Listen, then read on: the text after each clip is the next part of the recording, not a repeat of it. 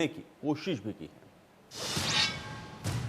है। अभी तक इंडिया चाइना के बॉर्डर एरियाज में commonly delineated line of actual control नहीं है और एलएसी को लेकर दोनों का परसेप्शन भी यह अलग अलग है।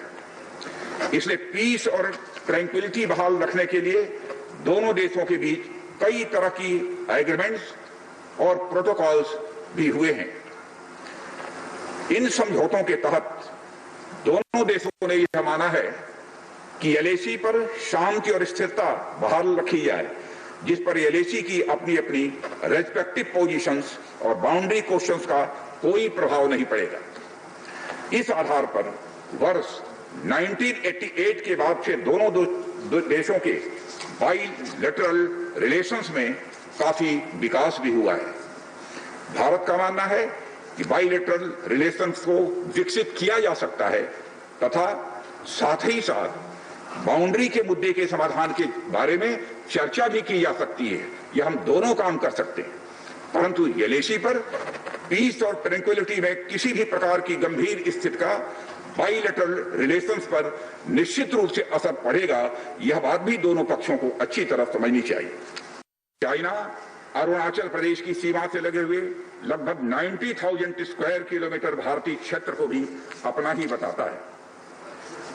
सभापति महोदय, भारत तथा चाइना दोनों ने औपचारिक तौर पर यह माना है कि सीमा का प्रश्न एक जटिल मुद्दा है, जिसके समाधान के लिए पेशेंस की आवश्यकता है तथा इस मुद्दे का फेयर, रीजनेबल और म्यूचुअली एक्सेप्टेबल समाधान शांतिपूर्ण बातचीत के द्वारा निकाला जाए। ये दोनों इस बात पर सहमत हैं। अंतरिम रूप से दोनों पक्षों ने यह मान लिया है कि सीमा पर शांति और स्थिरता बहाल रखना द्विपक्षीय संबंधों को बढ़ाने के लिए यह नितांत आवश्यक है। 1993 और 1996 के समझौते में इस बात का जिक्र है कि एलएसी के पास दोनों देश अपनी सेनाओं की संख्या कम से कम रखेंगे।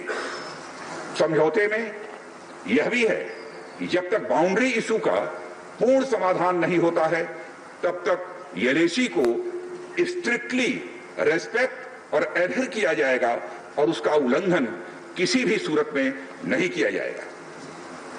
सभापति महोदय, इन समझौतों में भारत व चाइना एलएसी के क्लैरिफिकेशन द्वारा एक कॉमन अंडरस्टैंडिंग पर पहुंचने के लिए भी प्रतिबद्ध हुए थे, पूरी तरह से कमिटेड थे। इसके आधार पर 1990 से 2003 तक दोनों देशों द्वारा एलएसी पर एक कॉमन अंडरस्टैंडिंग बनाने की कोशिश की गई, लेकिन इसके बाद चाइना ने इस कार्रवाई को आगे बढ़ाने पर अपनी सहमति नहीं जताई।